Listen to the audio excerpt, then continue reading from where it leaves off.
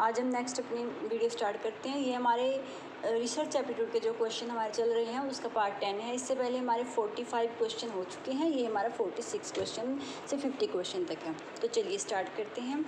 46 question है। Start करने से पहले अगर आपको मेरी वीडियो अच्छी लगे तो प्लीज़ लाइक किया करो, सब्सक्राइब किया करो। When a research problem is related to heterogeneous population, the most suitable sampling method is, जब कैसी हो हमारी पॉपुलेशन हेट्रोजीनियस, यानी कि जब विषमूह अलग अलग होती, जिसमें काफ़ी भेदभाव होते हैं, जिसमें सिमिलरिटीज़ कम नहीं होती। हेट्रोजीनियस जब पॉपुलेशन होती है तो कौन सी हम करते हैं, तो राइट आंसर है हमारा स्ट्रैटिफाइड सैम्पलिंग। क्यों, ये इसमें रीज़न दे रखा है explanation. Stratified sampling techniques are generally used when the population is, कब यूज, मोस्टली जब कब यूज़ की जाती है, जब हमारी पॉपुलेशन है वो कैसी है, हेट्रोजीनियस है। ठीक है। What contains certain homogeneous or similar subpopulation which can be isolated and और sampled independent। जब क्या करते हैं, लेकिन कई बार क्या होता है, होमोजीनियस जो होती है सजाती है, जिससे इसमें काफ़ी सिमिलरिटीज़ होती हैं और कुछ समान जो जनसंख्या है उसको भी हम इसमें कंटेन करते हैं लेकिन उसको अलग करके, जिस तरीके से हमें पार्ट ने उनको भी अलग अलग करके, जिसको कैन भी इसको कर सकते हैं, आइसोलेटेड जिसको कर सकते हो, उनको लेते हैं और फिर सैंपल उसमें अपने सिलेक्ट करते हैं। तो ठीक है, तो कई बार होमोजीनियस भी होती हैं लेकिन उनको अलग अलग करके फिर उनसे सैंपल कलेक्ट किया जाता है। तो राइट आंसर है स्ट्रैटिफाइड सैम्पलिंग। नेक्स्ट हम चलते हैं 47 question. Snowball sampling is the process of selecting A sample reusing. तो जो स्नोबॉल सैम्पलिंग है वो प्रोसेस में सिलेक्ट कौन सा सैंपल यूज़ करती है, ए सैम्पल यूजिंग नेटवर्क, ग्रुप्स या स्नोबॉल या कंप्यूटर प्रोग्राम्स। तो राइट आंसर है option A, network. Snowball sampling employs participants' social network to access specific population. It is a sampling techniques where a researcher picks the first few samples, ठीक है, जहाँ पर क्या करते हैं, कुछ सैम्पल्स उनके पिक कर लेते हैं वो, एंड अदर रिक्वायर्स देम और ask them to recommend other subjects they know who fit the description of sample needed. These refer techniques on increasing the size of respondent, increase करता है population like a snowball rolling down a hill unit. The researcher has sufficient data to analyse snowball is also called chain referred sampling भी इसको बोला जाता है। क्यों, snowball sampling में क्या होता है, नेटवर्क, सोशल नेटवर्क के जरिए एक जो हम कहते हैं सैम्पल जो लेते हैं, ठीक है, कैसे, जैसे कुछ यूनिट से सिलेक्ट कर लेते हैं पहले, ठीक है, कुछ इनको होता है कि नहीं पता होता है कौन से हमें यूनिट्स पहले उठानी है, किसको हमें सिलेक्ट करना, वो करते हैं। फिर ऐसा होता है स्नोबॉल में कि उससे आगे आगे अपने आप ही, जैसे उन्होंने कहा है कि साइज क्या होता रहता है, इंक्रीज होता रहता है, आगे बढ़ते जाते हैं, ठीक है। लेकिन स्टार्टिंग में क्या होता है, कुछ सैंपल्स वो सोशल नेटवर्क के जरिए वो पॉपुलेशन को सैंपल सिलेक्ट करते हैं, ठीक है। तो इसका राइट आंसर है नेटवर्क। तो इसको इसलिए चेन रेफर्ड सैम्पलिंग इसलिए कहा जाता है क्योंकि आगे इसकी चेन बनती चली जाती है। नेक्स्ट हमारा जो है question 48, in sampling the lottery method is used for.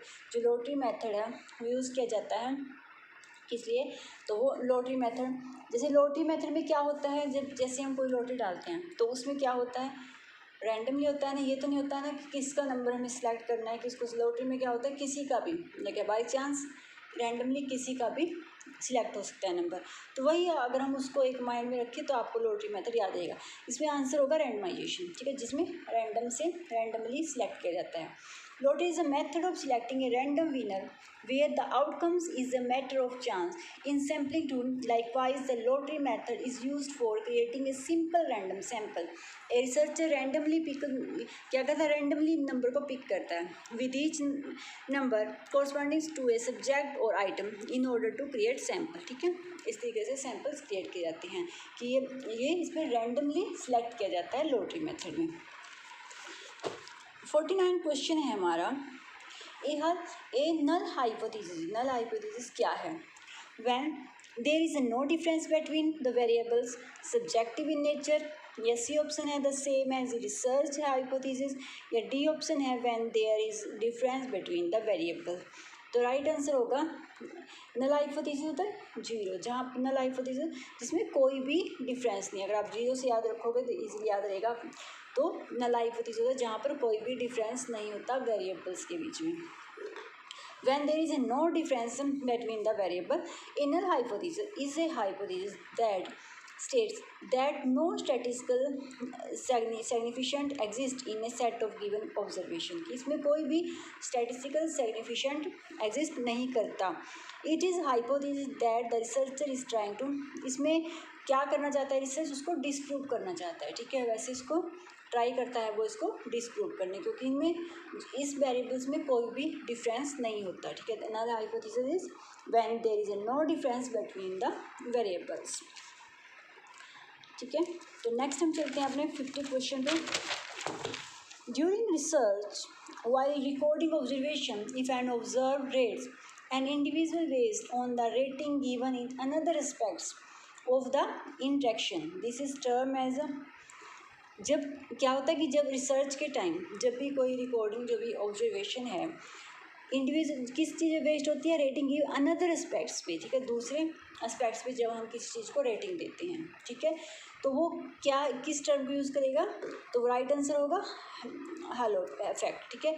जो हेलो इफेक्ट है ये क्या होता है, इसमें आप एक अगर याद रखो इजी वे में, जैसे हम कई बार ना किसी के बारे में अपनी जो एक नज़रिया बना लेते हैं, मान लो कई बार ऐसा होता है हम किसी को लड़ते देख लें, हम ये नहीं जानते कि वो क्यों लड़ा, लेकिन हम अपने माइंड में सेट कर देते हैं ये झगड़ालू व्यक्ति है, ये लड़ता है, लेकिन हम उस समय की ये हम ये नहीं कह सकते, ऑब्जर्व ये कर लेते हैं हम कि हाँ ये ऐसा होगा, लेकिन जरूरी नहीं है कि वो वैसा हो, ठीक है, वो उसका हम, लेकिन एक हमारे माइंड में उसके लिए एक बन जाती है, एक इमेज बन जाती है कि ये ऐसा है, वो होता है हेलो जो इफेक्ट होता है, ठीक है, हेलो इफेक्ट होता है।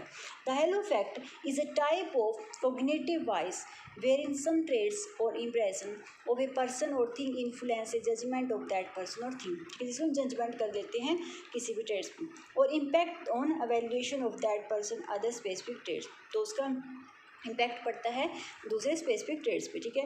It supports rapid decision even if biased ones, example के तौर पर है जैसे one common example of the halo effect is that on screen impression और movie stars admirable endearing influence people to see them intelligence and human too, तो हम जब film देखते हैं जो रोल एक हीरो होता है उसका रोल होता है, लेकिन हम उसको अपने माइंड में ही सेट कर लेते हैं कि ये रियल लाइफ में भी ऐसा ही होगा, एक हमारी इमेज बनी जाती है। कोई विलन का रोल कर रहा है तो हम इमेज बना लेते हैं कि ये लाइफ में भी बुरा ही होगा, ठीक है, तो वो होता है हेलो इफेक्ट, ठीक है।